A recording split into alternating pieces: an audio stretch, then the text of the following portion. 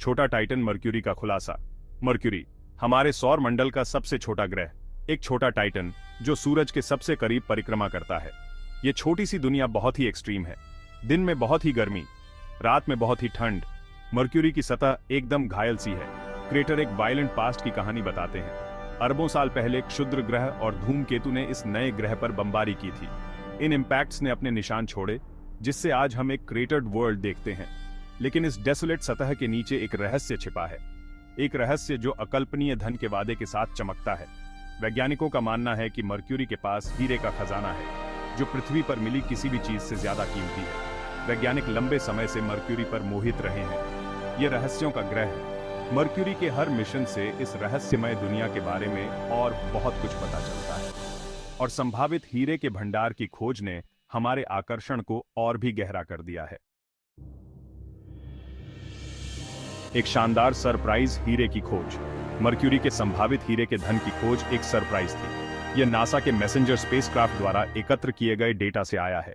Messenger ने 4 साल तक मर्क्यूरी की परिक्रमा की। इसने ग्रह की सतह और संरचना का अध्ययन किया। मर्क्यूरी पर तीव्र गर्मी और दबाव कार्बन को हीरे में बदल सकते हैं। यह एक ग्राउंड ब्रेकिंग रेवलेशन था। इस खोज ने वैज्ञानिक समुदाय में उत्साह की लहरें भेज दीं। कार्बन से क्रिस्टल तक मर्क्यूरी के हीरे की उत्पत्ति। हीरे अत्यधिक दबाव और गर्मी के तहत कार्बन से बनते हैं। एक लोहार को धातु के एक टुकड़े को हथौड़े से पीटते हुए सोचो। बार बार प्रहार, तीव्र गर्मी धातु की संरचना को बदल देती है।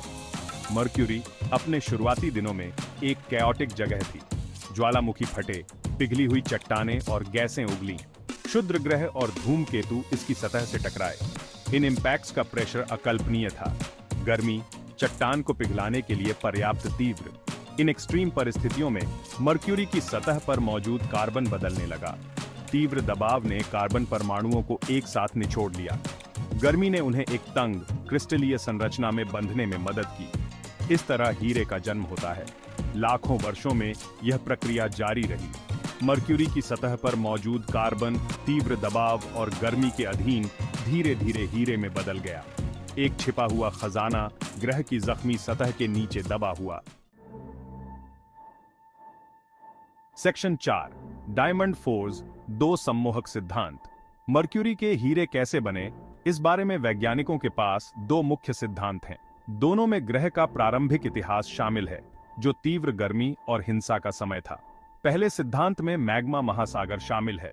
एक युवा मर्क्यूरी की कल्पना करो, जिसकी सतह पिघली हुई चट्टान के समुद्र से ढकी हुई है। यह मैग्मा महासागर कार्बन से भरपूर था। जैसे ही मैग्मा ठंडा हुआ और जम गया, कार्बन क्रिस्टलीकृत हो गया, जिससे हीरे बन गए। दूसरा सिद्धांत मर्क्यूरी के कोर पर केंद्रित है। जैसे जैसे ग्रह ठंडा होता गया, उसका पिघला हुआ कोर जमने लगा। इस प्रक्रिया ने तीव्र गर्मी और दबाव छोड़ा। ये एक्सट्रीम परिस्थितियां ग्रह के मेंटल में कार्बन को हीरे में बदल सकती थीं। दोनों सिद्धांत आकर्षक हैं। वे एक युवा गतिशील मर्क्यूरी की तस्वीर पेश करते हैं, जो एक ऐसा ग्रह है जो नाटकीय परिवर्तनों से गुजर रहा है।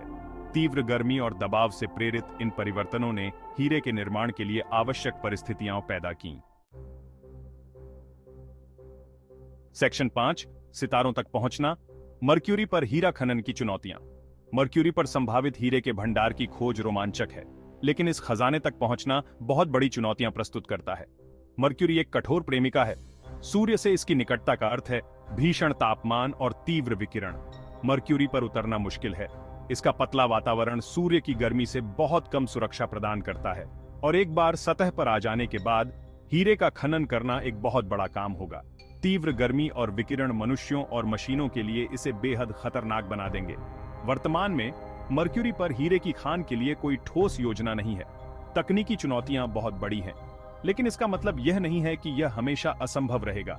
जैसे जैसे तकनीक आगे बढ़ेगी, हमें इन चुनौतियों से पार पाने के तरीके मिल सकते हैं।